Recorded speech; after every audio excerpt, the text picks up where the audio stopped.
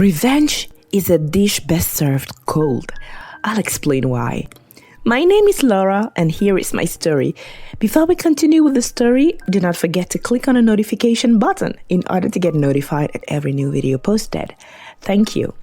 I have always been different from other girls, mentally but especially physically. In an era where social media dominates fashion through the culture of perfect physique, it is not easy to accept yourself. I'm a curvy girl and always have been. Since childhood, my entourage had always let me know, and it had impact on my self-esteem.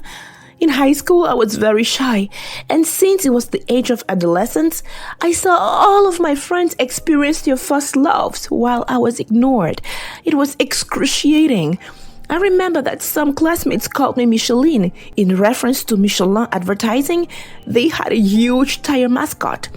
Over the years, I tried to get used to it, but I have to admit that it was not easy to let yourself trampled on just for your looks. A few years later, I graduated to university. I had become a big girl, but this complex still inhibited me. I tried diets, slimming teas, and even sports with no success. For me, the only way to be attractive was to have a slim waist, so I was ready to do anything. I also wanted to be able to wear mini skirts to dance parties and feel beautiful. It was in the midst of this lack of confidence that one evening, a friend of mine suggested that we go to a disco to have fun with the girls. There were 4 of us. Knowing the number, I hesitated. Frustration took hold of me, but what am I going to do surrounded by 4 bums? But Laura, come on, make an effort. We never go out together, said Naomi. I know, but I don't even know what I'm going to put on my back. I'm going to break the mood. I tried to answer in a way to discourage them. You don't know what you're going to wear? No big deal. Tomorrow we're going shopping. It's settled. Then about the mood, you're the funniest girl I've ever known. No one is funnier than you, Naomi said. But sweetie, listen, I wanted to counterattack. Laura, another word. You're coming with us and that's all, she said with a laugh that ended up convincing me. So the next day we went shopping and I found myself an outfit for the outing. A shower, a brushing, a makeover, and a taxi later, we were out. We went to the Plaza nightclub. It was the most popular. After we settled down, we ordered drinks.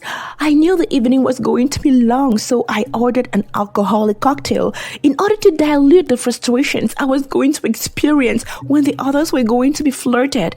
The discussion was going on well, and we were having fun until a well-built man walked up to us. He was about 6 feet tall, an athlete's build, with bulging muscles. His skin seemed very soft, and he smelled divine. Seeing him, I said to myself, who would be the lucky one who would be approached by this Apollo? I hadn't finished my sentence yet when I heard, "Is the seat next to you occupied?" It was still weird. I couldn't make out if he was really talking to me or he just wanted to pretend to sympathize with the fat one of the group to get better closer to the girls. I knew it might sound paranoid, but I had been a victim of that before. It's not, I told him disinterestedly. Great then, I hope you don't mind me keeping it busy. He sat down and placed an order with the waiter. I'm going to drink the same, please. Then he turned to me and said, I'm going to drink the same as you, so we'll have the same wavelength. And he smiled. I was frozen. It was the first time that I was the one being hit on so directly. I didn't know what to do. I looked at my girlfriends, trying to call for help with my eyes and gauge their reaction. I understood that they were all excited for me. I took my courage and turned to him. Bold, you seem very sure of yourself, I said to him. I know it's not very delicate, but I didn't know what to say. Don't judge me. Bold, maybe. Confident, I don't know. All I can say for sure is that you're very pretty, he told me. I thought I was going to have a heart attack. He nailed me. It was the first time that a man was interested in me. I was thrilled. Thank you. That's nice, I replied, trying to keep a tight face. He shouldn't feel that he had an upper hand on me. We continued the discussion, and from time to time, I directed my gaze towards my girlfriends, who encouraged me. They were super happy to see me be courted. It cheered me up and made me want to continue with the discussion with him. Oh, I almost forgot. His name is Nelson. The deeper we got into the middle of the night, the more I relaxed by his side. Then he invited me to dance. It was just magical. We went to the dance floor and got it slow. It was so in sync. The footsteps, the music. It seemed like we had known each other for a long time. I let my guard down and decided to trust him completely.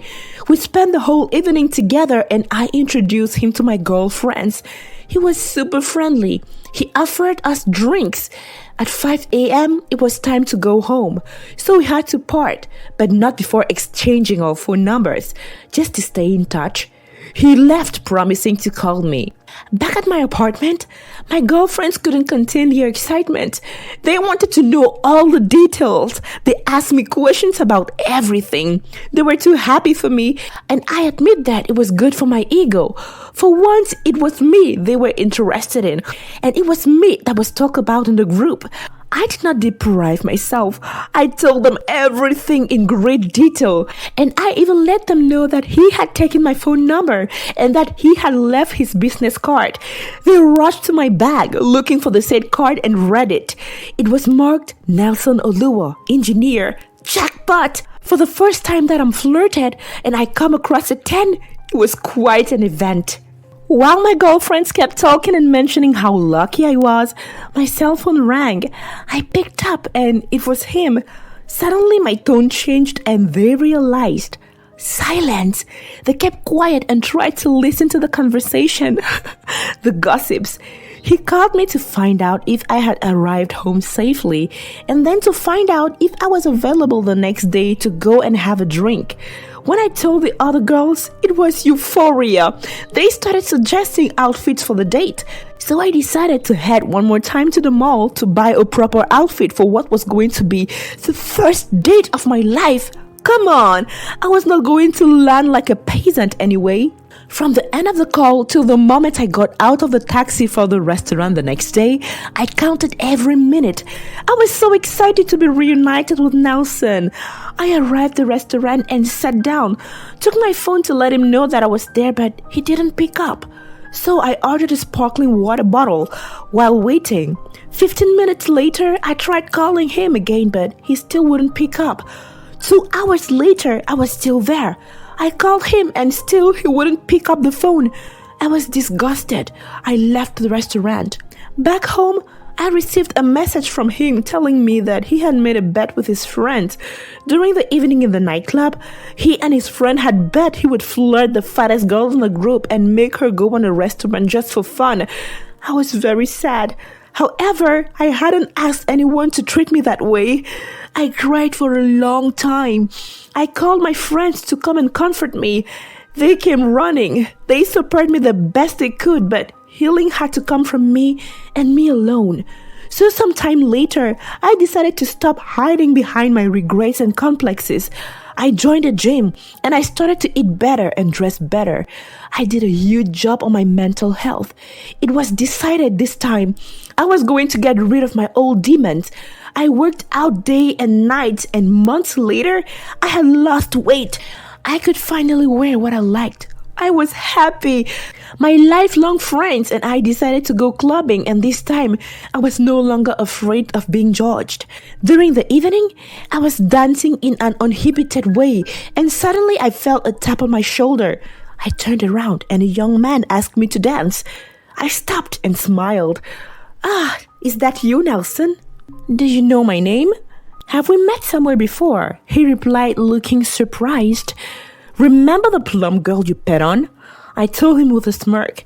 His face went all pale, and while he was trying to apologize, I told him, "Look, I don't have time to waste with poor guys who can't appreciate human worth.